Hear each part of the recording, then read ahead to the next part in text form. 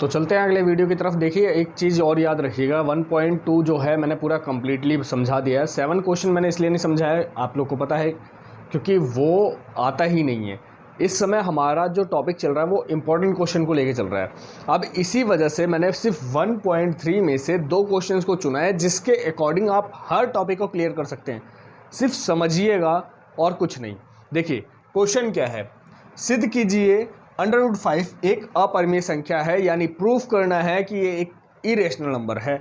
अब देखिए यहाँ पे करना क्या है, हमें √5 को प्रूफ करना है, यानी सिद्ध करना है कि ये एक अपरिमेय संख्या है। और उसके लिए आप लोग को पता है कि किस तरीके से, मैंने पहले भी समझा रखा है कि परिमेय संख्या क्या हो सकती है और अपरिमेय संख्या क्या हो सकती है, तो उसी के अकॉर्डिंग करना है। चलिए स्टार्ट करते हैं, इसको सॉल्व करने की कोशिश करते हैं। तो देखिए माना, क्योंकि हमें प्रूफ क्या करना है, ये एक अपरिमेय संख्या है, तो माना √5 एक परिमेय संख्या है। अब आप कहेंगे कि हमें सिद्ध करना है कि अपरिमेय संख्या है। ये याद रखिएगा, जब हम किसी चीज़ को प्रूफ करते हैं तो उस चीज़ में हम उल्टा देखते हैं। यानी कि अगर हमें left hand and right hand side proof करना होता है, तो हम जो चीज़ हमें समझ में आती है कि ये सॉल्व हो सकता है तो हम उसे लेते हैं, ठीक है। जो नहीं सॉल्व होता उसे हम छोड़ देते हैं। उसी के अकॉर्डिंग हम देख रहे हैं कि √5 एक परिमेय संख्या है। अब इसमें एक चीज़ और नोटिस करिएगा कि यहाँ पे हमने क्या माना है, परिमेय संख्या है। तो हम परिमेय संख्या किस तरीके से लिखते हैं, यानी कि जो भिन्न के रूप में हो, a/b के रूप में हो, तो इसको हम क्या लिखेंगे, √5 = a/b। क्यों? क्योंकि हमने मान लिया है यह एक परिमेय संख्या है। हाँ बच्चों, जब भी यह चीज़ याद देखिएगा कि √5 = मैंने a/b क्यों लिया, क्योंकि हमने माना है परिमेय संख्या है, और परिमेय संख्या बराबर क्या होता है, a/b। चलिए इसे सॉल्व करते हैं। अब इसे सॉल्व करते समय एक चीज़ और याद रखिएगा कि इस चीज़ को हमें इस साइड लेके आना होगा। क्यों? क्योंकि ये दूसरी साइड है, तभी तो इक्वल में लेंगे। अब ये डिवाइडेशन को हम इस साइड लेके आएंगे तो क्या हो जाएगा, ये मल्टीप्लाई में आ जाएगा, यानी कि जो भाग में है वो किस में आ जाएगा, गुणा में आ जाएगा। तो देखिए हमने इस चीज़ को इस तरीके से लिख लिया। अब हम इसे क्या लिखेंगे, दोनों पक्षों का यहां पे लिख लेंगे, दोनों पक्षों का वर्ग, यानी स्क्वायर करने पर। आप चाहे वर्ग, आप अगर हिंदी में हो, हिंदी मीडियम में हो तो वर्ग लिखेंगे, अगर इंग्लिश मीडियम में है तो आप क्या लिखेंगे, स्क्वायर करने पर। अब क्या हो जाएगा, √5b का होल स्क्वायर इक्वल a का होल स्क्वायर, ठीक है। अब यहाँ पे क्या मिल जाएगा हमें, 5b² = a²। अब देखिए जरा, ये जो 5 है वो किसको डिवाइड कर रहा है, a² को। ध्यान दीजिएगा, जो 5 है वो किसको डिवाइड कर रहा है, a² को, यानी कि जो 5 होगा वो a को भी डिवाइड करेगा। तो यहां से हमें पहले इक्वेशन से क्या मिल गया कि जो 5 है वो a² को डिवाइड कर रहा है, और वही क्या करेगा, 5a को भी डिवाइड करेगा। देखिए मैंने शॉर्ट फॉर्म में बता दिया है, लेकिन आपको लिखना जिस तरीके से है मैंने वो भी बता दिया है, ठीक है। यहाँ पे मैंने शॉर्ट फॉर्म में लिख दिया है, आप समझ सकते हैं। उसके अलावा अब हम आगे चलते हैं। यहाँ पर देखिए 5b² = क्या हो गया, a²। अब यहाँ पर ये अगर इसको डिवाइड करता है तो अब हमें करना क्या चाहिए, ये चीज जरा सोचिए कि अगर 5 डिवाइड कर रहा है a² को, या 5 डिवाइड कर रहा है a को, दोनों टॉपिक देखिएगा, तो इसमें हमें करना क्या होगा, ठीक है। सबसे पहली चीज हम क्या मानेंगे, इसमें a = हम मान लेते हैं, चलिए यहां पे a की जगह पे हम मान लेते हैं 5c। क्यों? क्योंकि हमें पता है कि ये चीज जो है वो a² को डिवाइड कर रही है, यानी 5 क्या कर रहा है, किसको डिवाइड कर रहा है, इसको। तो इसी वजह से a को हमेशा 5 डिवाइड करेगा। उसके अलावा आप यहाँ पे c की जगह पे कुछ भी मान सकते हैं, चाहे वो x मानिए, चाहे y मानिए, चाहे z मानिए, वो आपके लिए बेटर रहेगा, आप कुछ भी मान सकते हैं। मैंने यहाँ पे c माना है, तो अब मैं क्या कर सकता हूं, a की जगह पर मैं 5c लिख सकता हूं। चलिए ठीक है, अब देख लेते हैं, 5b² = a की जगह पे मैं 5c लिख लेता हूं, तो इसका होल स्क्वायर हो जाएगा। तो 5b² क्या हो जाएगा, 25c²। अब यहां पर देखिए b² इक्वल में क्या हो जाएगा 25 में सी स्क्वायर डिवाइडेड बाई 5, 5 वन ज़ा 5, 5 5 ज़ा 25, तो बी स्क्वायर इक्वल क्या आ जाएगा दोस्तों, बी स्क्वायर बराबर क्या आएगा, यहां पर यही चीज देखिए, क्योंकि हमने यहां पे डिवाइड कर दिया है तो यहां पे हमारा क्या आ जाएगा 5c स्क्वायर, यानी कि अब ये बी स्क्वायर को डिवाइड कर रहा है। अब देखिए 5 किसको डिवाइड कर रहा है, बी स्क्वायर को, यानी 5 किसको डिवाइड करेगा, बी को भी डिवाइड करेगा। जिस प्रकार से हमने पहले लिखा था उसी प्रकार से हम अब दोबारा लिख रहे हैं।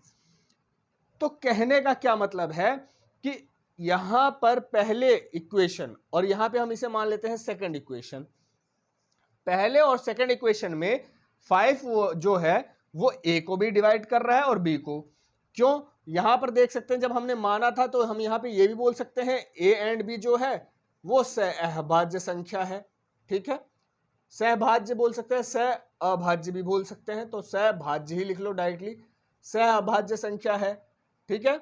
अब यहां पर एक चीज याद रखिए कि जो सहअभाज्य संख्या होती है उसमें ए और बी दोनों को ले लीजिए, दोनों में से दो के दोनों को कोई संख्या डिवाइड कर रही है और वो भी रूट में भी डिवाइड कर रही है, उसके अलावा भी डिवाइड कर रही है, तो इसका मतलब क्या हो गया कि वो एक अपरिमेय संख्या है।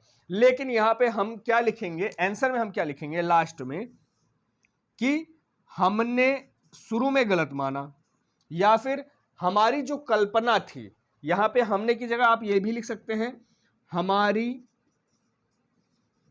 कल्पना गलत थी। अब मैंने ऐसा क्यों लिखा, क्योंकि हमने कल्पना क्या की थी, √5 एक परिमेय संख्या है, यहां पे हमने यही माना था, तो जो हमने माना है वो गलत है, तो यहां पे क्या लिखेंगे √5 एक अपरिमेय संख्या है, अपरिमेय संख्या है। अब कारण क्या है कि दो की दोनों जगहों पे सेम चीजें नहीं आ सकती, इसी वजह से √5 एक अपरिमेय संख्या है। अब यहां पर आपको समझ में आ गया होगा कि हमने शुरू में क्या किया, मान लिया, मानने के बाद a बाई बी लिख लिया, और a और b सहभाज्य संख्याएं होंगी, क्योंकि अगर a बटे b हमने लिया है तो जायज सी बात है वो एक दूसरे को डिवाइडेशन में है, तो उसके बाद क्या हो जाएगा √5b इक्वल a, हमने वही चीज किया कि इधर से b को इस साइड ले गए हैं, उसके बाद दोनों पक्षों का वर्क किया, वर्क करने के बाद हमारे पास इक्वेशन आ गया, और इक्वेशन में हमें क्या पता चला कि 5 क्या कर रहा है, ए स्क्वायर को भी डिवाइड कर रहा है और उसके बाद ए को भी डिवाइड ही करेगा। उसके बाद हमने उसकी जगह पर मान लिया 5c, और इसके अकॉर्डिंग हमने फिर से दोबारा सॉल्यूशन किया तो हमें सेकंड इक्वेशन मिला, और सेकंड इक्वेशन के अनुसार हमें पता चल गया कि क्या हो सकता है। अब देखिए क्वेश्चन नंबर 2, देखिए मैंने यहां पे सिर्फ 2 ही क्वेश्चन लिए हैं इस प्रश्नावली से, क्योंकि इसी के ऊपर ही पूरी प्रश्नावली बेस है। अगर आप दोनों समझ गए तो आप हर क्वेश्चन को सॉल्व कर सकते हैं। यहां पर क्या बोला है, 3 + 2√5 एक अपरिमेय संख्या है, सिद्ध कीजिए। चलिए मान लेते हैं, जैसे हमने अभी किया था वैसे ही हमें मानना है, उसी के अकॉर्डिंग हम मानते हैं 3 + 2√5 एक परिमेय संख्या है, परिमेय संख्या है। यह हमने क्या किया, माना है, यानी let 3 + 2√5 is a rational number. हमारा यही कहना है कि 3 + 2√5 एक परिमेय संख्या है, हमने मान लिया। अब हम किस तरीके से लिख सकते हैं, कुछ इस प्रकार से a बाई बी, इसी के अकॉर्डिंग लिखेंगे, क्योंकि a बटे b हमारा क्या होता है, एक परिमेय संख्या होता है बच्चों। अब उसके बाद आपको पता है कि अगर मैं इसके तरीके से लिख रहा हूं तो यहां पे क्या हो जाएगा, कुछ इस प्रकार से मैं 3 को इस साइड लेके आ सकता हूं, 3 को मैंने दूसरी साइड ले लिया, यानी पक्षांतर कर लिया, यानी ट्रांसफर कर दिया है।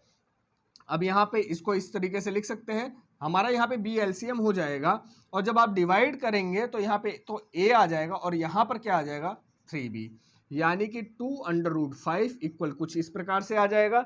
और हमें पता है कि ये नंबर जो है वो एक परिमेय संख्या है, ठीक है। क्यों, क्योंकि हमने पहले ही मान रखा है कि ये एक परिमेय संख्या है। अगर कोई चीज के बराबर हम मान रहे हैं यानी कि परिमेय संख्या है, तो उसका जो भी डिजिट होता है वो परिमेय संख्या ही होगा। तो अगर यहां पे चलो मैं आगे देख लेता हूं, मैं कुछ इस प्रकार से लिख दूं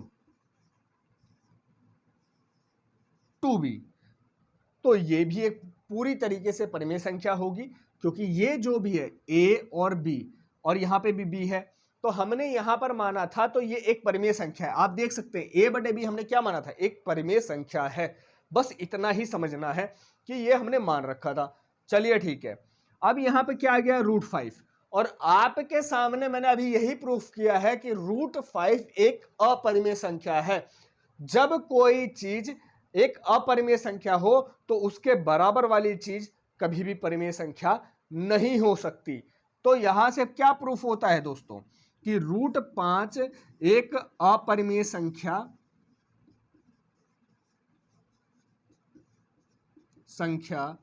है। ठीक है, तो यहां से एक चीज और वापस मैं वही चीज लाइन लेके आ रहा हूं जो मैंने यहां लिख रखा था, √5 एक क्या है, अपरिमेय संख्या है। अब मैं इस चीज को दोबारा वही चीज करके दिखाऊं तो वो चीज अलग हो जाएगी, लेकिन √5 एक अपरिमेय संख्या है। अगर इसके अलावा भी आप करना चाहते हैं तो दोबारा से आप स्क्वायर करिए, ये थोड़ा सा लंबा होगा, सॉल्यूशन दोबारा निकालना पड़ेगा। तो यहां पर आप इस तरीके से भी उतार सकते हैं। तो मेरा कहने का मतलब है कि अगर मैंने आपको एक सॉल्यूशन दे ही रखा है तो दूसरे साइड उसी के अकॉर्डिंग ही आप सिद्ध कर सकते हैं कि हाँ हमारा ये चीज है, ये हमारा हो सकता है। तो यहां पर मैं यही कहना चाहता हूं कि मैंने आपको सिर्फ इस प्रश्नावली से 2 ही क्वेश्चन क्यों सॉल्व कराए, क्योंकि एग्जाम सर पे है। मैं करवाने के लिए तो सारे क्वेश्चंस करवा दूं, कोई दिक्कत नहीं है। फिर वही हो जाएगा कि मैं हर क्वेश्चंस को सॉल्व करके दिखा रहा हूं, तो इससे कोई मतलब नहीं रहेगा। तो मोस्ट इंपॉर्टेंट जो क्वेश्चंस है उसको सॉल्व करिए, अपने तरीके से देखिए। तो यही मैं कहना चाहता हूं कि आपका एग्जाम नजदीक है, तो जितने क्वेश्चन हो सके उसको सॉल्व करिए। अगर आपको समझ में आता है तो ठीक है, नहीं समझ में आता है तो कमेंट बॉक्स है, बिल्कुल कमेंट करिए। चाहे आप ऑफलाइन स्टूडेंट्स हैं चाहे ऑनलाइन स्टूडेंट्स हैं, कमेंट करिए, कोई दिक्कत नहीं है। मैं उसका सॉल्यूशन आपको नेक्स्ट वीडियो में बताऊंगा। तब तक के लिए जय हिंद, जय भारत।